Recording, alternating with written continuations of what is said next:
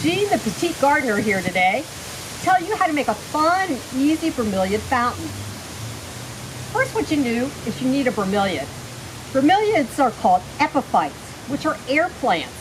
That means they can grow on other plants, or some are terrestrial. You may know of pineapples. They're also in the bromeliad family. They don't have roots, but they get their nutrients from the air, like in rain, and from bits of material that fall into the middle. This part is called their tank. So it's easy to grow and they don't need a lot of maintenance. So as I said, we're going to make a bromeliad fountain. This can also be used for a flower fountain as well.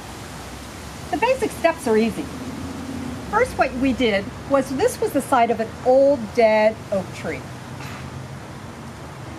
We took advantage of the opportunity by, after the oak tree was cut down, we cleaned out the center.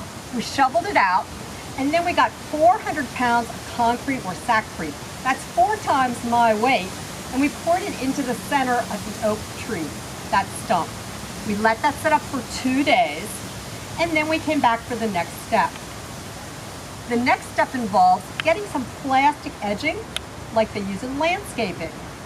We made a little form around the top of the concrete, on top of the stump. And then we poured in 2 more inches of concrete. We set on top of it a metal ground circle, just a concrete pad like this.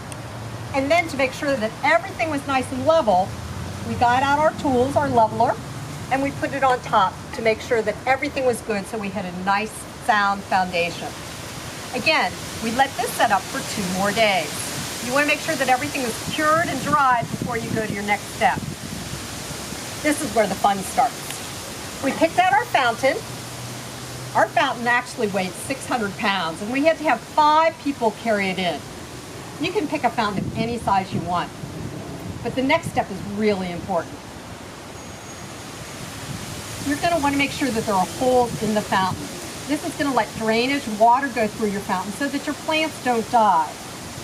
So get a good drill with a 5/8 inch concrete bit that can go through that concrete. Always a good idea to use some safety goggles when you do this. I like to drill about 3 or 4 holes, so I know that it's nice and going to have good drainage throughout. Then what you're going to do is you're going to get some pea gravel, some small rocks.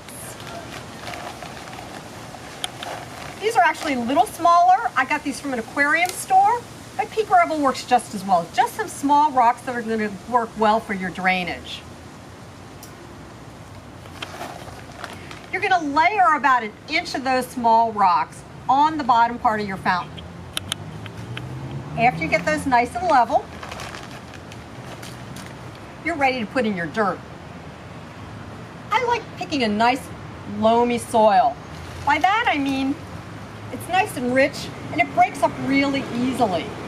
You can get potting soil from the store, or you can dig some out of the ground, whatever works best for you. If your soil is too thick, too dense, and you want to break it up, because bromeliads like really loamy, loose soil, you can use some perlite and you can mix it with it. This is just some material that's nice for breaking up really hard dirt. It improves the drainage and aeration in your soil. After that, you're ready to get your plants out. So you're going to choose your bromeliads.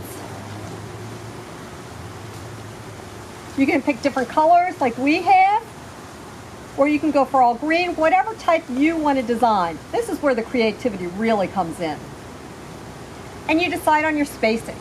As you can see from our fountain, we wanted a specimen plant on top, a centerpiece to catch your attention, and then we used the other plants around it as an emphasis for color. You'll notice that these have some colorful things coming out. These are the fluorescents, and this is just attraction for the plants. These will probably bloom the fluorescents just once a year, so don't be surprised if they come off. They probably will. Space your plants adequately, and then pack them gently into the dirt.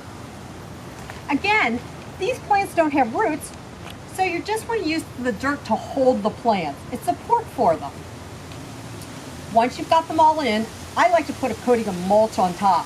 That keeps your weeds away, so you don't have to tend to it as often. Bromeliads are great plants because they don't need a lot of care. The main thing you need to remember to do is if it's pretty dry and they're not getting watered more than once a week, get out that fountain hose, that garden hose, and spray it on them.